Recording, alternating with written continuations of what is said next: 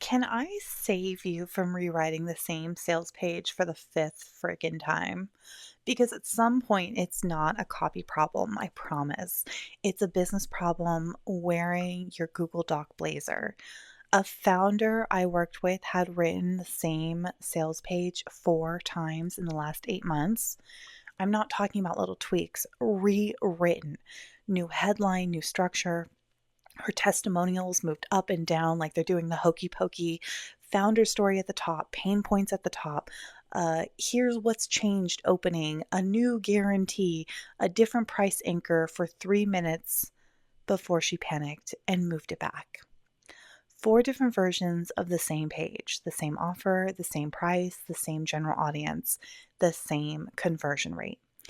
And that is when my brain goes, hold on, say that part again. Welcome to the Aligned Edit. I'm Veronica Dietz, founder of Taiki Digital Agency, business advisor, and diagnostic strategist. I work with founders, consultants, creatives, therapists, and service-based business owners who are usually not short on effort. They are usually buried in effort. My work is helping them see what keeps repeating, what is misaligned, and what the business is actually asking them to fix. Because repetition is the business trying to get your attention. This is where we follow the clues, name the patterns, and diagnose what's actually happening beneath the surface. So this founder comes to me with a fourth version of her sales page, and she is already planning her fifth. A designer's lined up, a new photo shoot is booked, a launch date is circled, and the Google Doc is probably already emotionally exhausted. She tells me, I really think this version finally gets it right, which is a sentence I understand. I have absolutely had this version is the one delusion. I've been there. That tiny little founder dopamine hit when you change a headline and suddenly believe you have fixed the entire business, I totally get it. You move a section around for the last 7 minutes, you're a genius. But then the dashboard loads and reality starts acting really rude because in her case, every version of the page settled at almost the exact same place, around 2%. Not worse, not better, not interesting but inclusive, the same. The same 2% window. 4 pages, 4 different looks, one number. That's the clue, not the copy. The consistency of the number underneath the copy. I asked her what changed between version 1 and version 4. And she listed it out fast because she's been working on this. She knows the headline, the structure, the order of the sections, the testimonials, the guarantee, the opening framing, the opening story, the colors, the font. And she had the receipts and screenshots to prove it. And listen, I respect receipts. I love a screenshot. That's probably half of my hard drive at any moment. But effort is not the same as evidence. It's not. So I asked her the question that usually makes the room always go quiet. I promise you, this is like the most common way for me to get you to pause. I ask you, what didn't change? And this is where the real conversation starts. It's not in the long list of everything you tried. It's in the silence after someone asks what stayed exactly the same the whole time. What did not change? The offer? The price? The audience she thought she was speaking to? The traffic volume, which had held steady the entire 8 months with all of the different versions? That matters. Because the sales page is genuinely the problem. Guess what? Changing the sales page should change the outcome. That is literally the job. So a sales page is supposed to be a lever. But if you pull 4 different versions of that lever and the result does not move, at some point you do have to ask yourself whether the lever is connected to the thing you were trying to fix. This is where founders get trapped. This is how I find the load-bearing issue that you have been ignoring because the symptoms are louder. The page is visible. You can edit it. It's controllable. You can open a document at 11:43 p.m. whenever you want, change a sentence, move a button, rewrite a section, and you feel like you did something. And I'm sorry, but that is just so seductive. I get the appeal because the real issue might not be something you can fix by midnight while eating shredded cheese out of the bag and pretending this is a strategy session. This is the life I built as a business owner. The real issue might be the offer or the audience or the traffic source or the fact that people are landing on the page now and are not the same type of people who brought in 2 years ago. And that is a bigger conversation. Also, let's talk about you eating shredded cheese at midnight in front of your computer. Let's not be doing that. So the founder keeps editing the thing that feels controllable, even while the data is quietly saying, that is not where I asked you to look.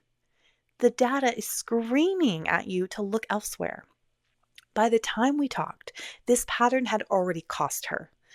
I mean, think about it. We're talking about 4 rounds of rewrites.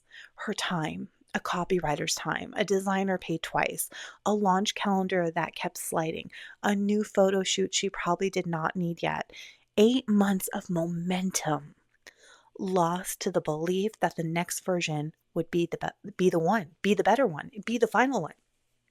That is not just a slow quarter.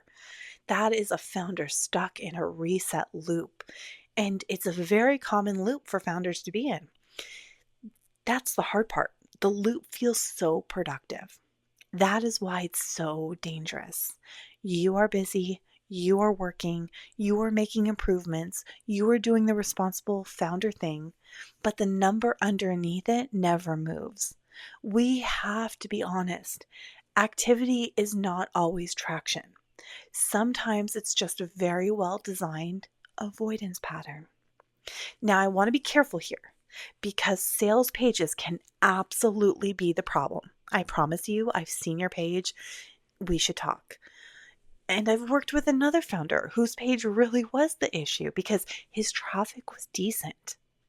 The offer was solid. Clients who bought loved the results, but almost nobody made it past the second paragraph. The scroll data was brutal. People were landing, reading the opening, and basically leaving like they had just walked into the wrong room.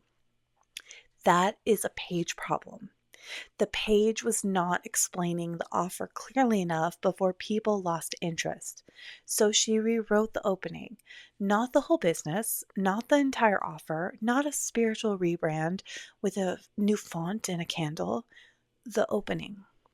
And the number moved within the first week. That is what it looks like when the page is load bearing. One targeted change creates a real shift. That is the difference.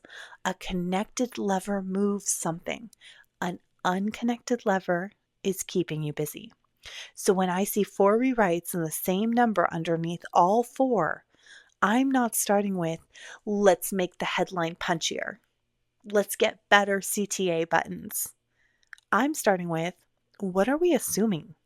Because the quiet assumption underneath all 4 rewrites was this: the offer is fine, the audience is fine, the traffic is fine, only the page needs fixing, but nobody had actually tested that.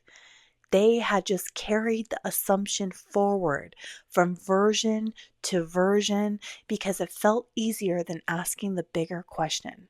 Does this offer at this price for this current audience still make sense? That is the question she has been avoiding. And I do not say this with judgment. I say this because I recognize the move. Founders will rewrite a sales page 17 times before asking, is this still the right offer for the people I'm attracting now? Because the question is annoying. It creates homework. It might mess with the launch date and might mean the page will never be the real issue. And nobody wants to realize they spent 8 months aggressively polishing the wrong doorknob. But that is what diagnosis is. It's not always finding the fix immediately. Sometimes the first win is ruling out the thing that had been stealing all of your attention. So I asked her when the offer started converting at that rate, Was it always around 2%? Was there a time it converted higher? Was What was different then? So same offer, same audience, same traffic source, or no? What is different? And that is where the story started to shift because the traffic volume had stayed steady, but the source had changed. So people finding her now were coming from a different kind of content than the people who bought 2 years earlier. That is data. That had different assumptions, different awareness, different expectations about what she actually did. But the page was still written for the older buyer, the original buyer, the person who already understood the value before they got there. So the sales page may not have been badly written in the first place. It may have been written for the wrong level of awareness, and that is a very different problem. And it is the kind of problem you cannot solve by moving testimonials around the page up and down like furniture before the company comes over. That is why I care about the pattern.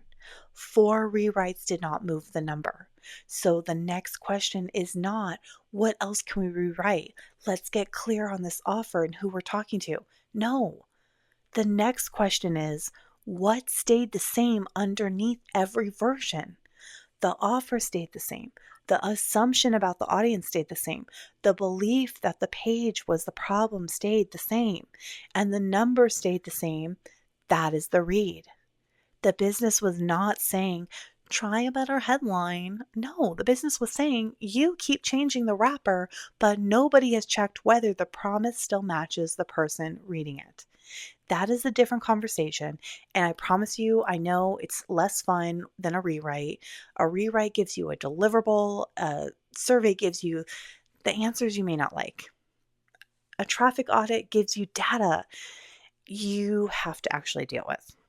A buyer interview makes you hear in real time what people thought they were buying and why they said yes.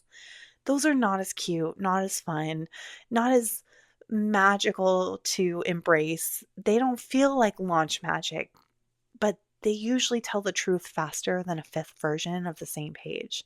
Because if you're going into the 5th version, I promise you, you're probably going to end up having 6, 7, 8, 9, 10 more versions after that if you don't ask the right question and look at the data. Before we ended the call, I asked her one more question. If the page turned out to have nothing to do with it, what would you have wished you had spent those 8 months on instead? This she immediately had an answer for. She wanted to survey her last 20 buyers. She had been meaning to do it for years, and until I brought it up on that call, she had completely forgotten that it has been on the list of her pending duties to get done. A year ago, she wanted to survey the buyers. But the rewrite kept feeling more urgent. It feels more productive. It feels more impactful and powerful. That is how these loops work. The easier thing keeps outbidding the more useful thing. And because easier things look like work, nobody's questioning it. But the business will keep showing you the pattern until you stop negotiating with it. I did not know on the first call whether the real issue was the audience shift, the offer, the price, the traffic source, or some combination of all of it, which is very common. And I was not going to pretend I did. If I was a copywriter on this phone call with her, I would tell her, yeah, let's rewrite the copy. Let's get better because I believe in my skills as a copywriter. But my job is to provide copy. My job is not to look at what you're telling me and in between all the words and underneath the surface of what might actually be happening. That's my job as Veronica Dietz, your diagnostic strategist, your growth advisor. Guessing would have just replaced one untested assumption with another. So she had already spent 8 months inside of an untested assumption. She did not need a new one. She needed a better place to look. And after 4 rewrites with a flat number underneath every single one, I would probably stop looking at the sales page for a while. Look the other way, girl. Not because the page is definitely fine, and we haven't gotten there yet, because the evidence was no longer pointing there. And continuing to point there was costing her more than just the rewrites themselves. If you've rewritten the same page 4 times and the number underneath it has not even moved once, Do not immediately start version 5. Don't go looking for a better copywriter. Ask what stayed the same: the offer, the audience, the traffic source, the level of awareness, the promise, the assumption underneath the whole thing. Because sometimes the thing you keep editing is not the thing holding the results in place. It is just the thing that feels safest to touch. And that's the read. If you've changed the same thing 4 different ways and the number underneath is still not moved, I'm not starting with another rewrite. I'm looking at what the business has been repeating, because effort will lie to you, girl, and the evidence will not. And if you want help finding what is actually out of place in your business, that is what a direction session is for. We look at what's repeating, where the numbers are showing, where the business keeps asking you to work harder around something that needs to be named. And you can book a direction session through the link in the show notes. And if you're not ready for that $500 investment with an hour with me, which I promise has the highest ROI on any offer out there, you'll also get that 90-day decision mat. Grab my free offer.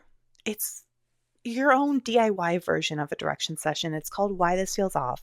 It will also be linked in the show notes. And you also get access to my diagnostic partner, which I created, and it will help you and guide you. But listen, if you get too deep and you try to use the diagnostic partner as a direction session, it will clock you and tell you, hey, you actually need to talk to Veronica about this. You are going beyond my scope of knowledge, because we can't have AI diagnosing us. We need to speak to someone who understands and can see the patterns and read between the lines, who has a vast variety of experience and knowledge in all the different aspects of building a business, including your industry, including your perspective, including where you are in your timeline. That's what I'm here for. I'm so glad you checked in today. I hope your summer month of July is going fantastic. And if you want to catch me on Threads, it's at the Veronica Dietz. And until tomorrow, talk soon.